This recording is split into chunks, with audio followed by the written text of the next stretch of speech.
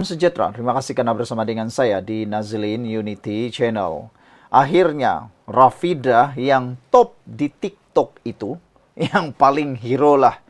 Dialah konon wira paling hebat, pejuang kepada perkampungan yang mau dimajukan itu. Ramai orang yang terpengaruh, ramai orang yang tertipu, ramai orang juga yang terhasut dengan apa yang disampaikan oleh Rafidah. Dorang ingat semua betul. Mereka ingat semua betul, bahkan dia tuduh macam-macam lah. Tapi akhirnya apa berlaku? Satu persatu masalah mula timbul menyerang beliau. Itulah akibatnya kalau mulut terlalu celupar, banyak terlampau makan garam, banyak terlampau mempunyai mulut yang manis, banyak terlampau menghasut, dan juga mungkin banyak terlampau menyerang apa yang tak patut. Kali ini, apa yang jadi? Mahkamah membenarkan Khalid iklankan saman Rafidah di Akbar. Sekarang ini Rafidah dalam keadaan yang paling kritikal. Padan muka dialah, kata netizen, apabila notis saman yang difailkan bekas Menteri Wilayah Persekutuan, Khalid Samad terhadap pempengaruh pro pembangkang Rafidah Ibrahim akan diserahkan melalui pemakluman secara penyampaian ganti. Mahkamah Tinggi membenarkan Khalid menyiarkan pemakluman saman di Akbar dan penampalan di papan kenyataan Mahkamah Tinggi Kuala Lumpur. Atas permohonan planatif Khalid dan setelah membaca notis permohonan planatif bertarik 8 Julai 2025 adalah pada hari ini diperintahkan bahwa writ saman dan pernyataan tuntutan bertarik 8 Mei 2025 disampaikan kepada defendant secara penyampaian ganti dengan menampalkan sesalinan writ dan pernyataan tuntutan tersebut bersama-sama dengan perintah mahkamah ini di papan kenyataan Mahkamah Tinggi, kata kenyataan itu. Sebelum kita teruskan ulasan ini, jangan lupa tinggalkan komen Anda dengan tanda pagar padan muka. Sekarang saya perkenalkan dulu kepada Anda semua. Dengarkan baik-baik, siapa yang mau sehat, siapa yang mau sembuh, siapa yang ada masalah kesehatan. Dengar baik-baik. Ini adalah terapi imun Transovector Folate, terapi imun yang meningkatkan daya imun badan kita, mendidik imun badan kita menjadi bijaksana, kuat, dan mempunyai kekuatan sehingga 400%. Secara umum dan ringkasnya, apabila imun badan kita jadi lemah, apabila imun badan kita jadi bodoh, apabila imun badan kita tidak lagi bertindak dengan kuat dan bijaksana, kita tidak akan sembuh daripada penyakit. Kita sukar untuk melawan penyakit dan akhirnya kita merana. Penyakit bertapak dalam tubuh badan kita lalu menjadi parah. Tapi dengan adanya terapi imun Transovector for Life ini mendidik dan mengajar imun badan kita menjadi bijaksana, maka imun badan kita tahu mana satu lawan, mana satu kawan dalam tubuh badan kita. Lalu imun badan kita itu akan menghancurkan akar penyakit yang ada dalam tubuh badan kita. Lalu apa jadi? Kita jadi sembuh karena imun badan kita yang bijak kuat melawan penyakit. Dapatkan produk ini melalui nombor telepon saya yang tertera, dan produk ini lulus KKM halal, diperakui oleh dokter-dokter di seluruh dunia, dan yang paling penting sekali, produk ini adalah penemuan paling bersejarah abad ini dalam dunia kedokteran. Dapatkannya sekarang tanpa bertangguh-tangguh. Ingat, kau bertangguh-tangguh kau akan rugi. Makin teruk kau bermasalah kesehatan, makin susah untuk kau sihat. Saudara-saudara sekalian, apa yang menariknya saudara-saudara sekalian ialah yang mengejutkan kita semua, penampalan writ dan penyataan tuntutan tersebut bersama-sama perintah mahkamah ini di alamat terakhir defendant di Kampung Baru serta satu pengiklanan mengenai prosiding ini di Akbar harian tempatan selama 1 hari menurut surat perintah mahkamah. Menurut Mahkamah Tinggi, penampalan dan pengiklanan tersebut hendaklah menjadi penyampaian yang sempurna dan memadai bagi writ dan penyataan tuntutan tersebut selepas 14 hari dari tarikh akhir penampalan dan pengiklanan tersebut yang mana paling lewat. Writ perintah mahkamah itu dimuat naik peguam Zul Hazmi Sharif di Facebook bagi memaklumkan perintah penyampaian ganti dikeluarkan kerana Rafidah mengelak untuk menerima writ saman daripada peguam Khalid.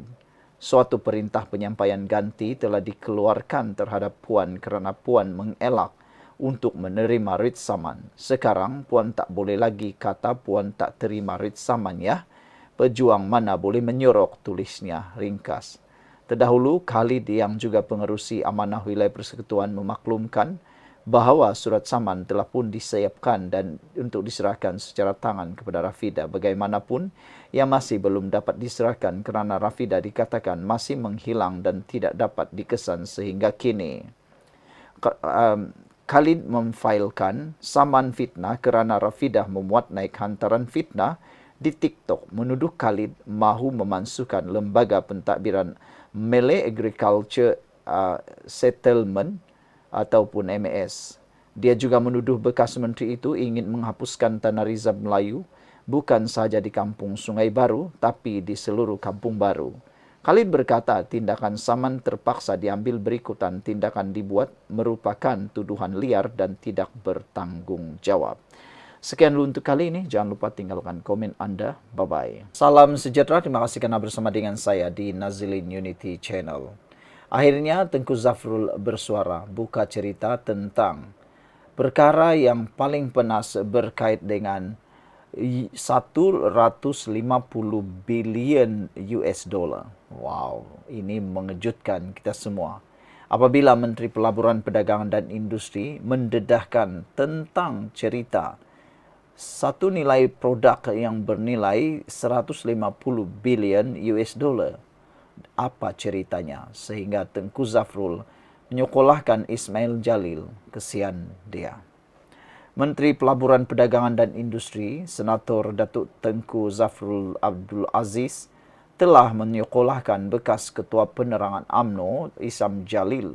Ekoran dakwaan Isyam bahawa Malaysia perlu membeli produk bernilai 150 bilion US dollar agar Amerika Syarikat menurunkan tarif dari 25% kepada 19%. Betul ke ni? Tak, kata beliau. Amerika kenakan tarif kerana ada lebihan dagangan. Maksudnya, kita jual lebih banyak tapi kurang beli daripada mereka. Jadi tujuan kita senaraikan pembelian ini adalah untuk menunjukkan kepada Amerika Syarikat, kita pun banyak beli daripada mereka. Kita dapatkan senarai perancangan pembelian daripada pelbagai syarikat Malaysian Aviation Group bagi senarai. Syarikat lain pula beri senarai ini dan itu kita tunjuk kepada Amerika, katanya. Bila Amerika lihat kita ada perancangan membeli banyak barang daripada mereka, mereka pun kata boleh turunkan tarif. Yang inilah yang seringkali pembangkang tak pernah cakap. Mereka takut kedapatan kantoi mempengaruhi dan menghasut rakyat. Sebelum kita teruskan ulasan kali ini, jangan lupa tinggalkan komen Anda dengan tanda pagar Kami Sayang Malaysia. Saya perkenalkan dulu kepada Anda semua. Ini terapi imun Transofector for Life. Terapi imun yang meningkatkan daya imun badan kita sehingga 400% secara umum dan ringkasnya. Kita apabila imun badan kita jadi lemah, apabila imun badan kita jadi bodoh, kita tidak sembuh daripada semua jenis penyakit. Kita mudah kena penyakit, kita berulang-ulang kena penyakit, tiap-tiap hari sakit. Semua itu karena imun badan kita yang jadi bodoh, semua itu karena imun badan kita yang jadi lemah dan menyerang diri kita sendiri. Tetapi dengan adanya terapi imun ini mendidik semula imun badan kita menjadi remaja dan menjadi kuat, bijaksana semula. Kita boleh sembuh daripada semua jenis penyakit kerana imun badan kita yang melawan, menyembuhkan dan mengatasi, menghapuskan akar penyakit yang bertindak tumbuh dalam tubuh badan kita. Terapi imun itu mengenal mana satu lawan, mana satu kawan. Jadi, dia sangat intelijen untuk menghapuskan musuh tubuh badan kita. Dapatkan produk ini melalui nombor telefon saya yang tertera. Produk ini lulus KKM, halal dan diperakui oleh doktor-doktor di seluruh dunia. Kalau kau tangguh-tangguh, saya jamin kau rugi. Jangan sampai sudah merana baru kau cari produk ini. Saudara-saudara sekalian, bila Amerika lihat kita ada perancangan membeli banyak barang daripada mereka, mereka pun kata kita boleh turunkan tarif.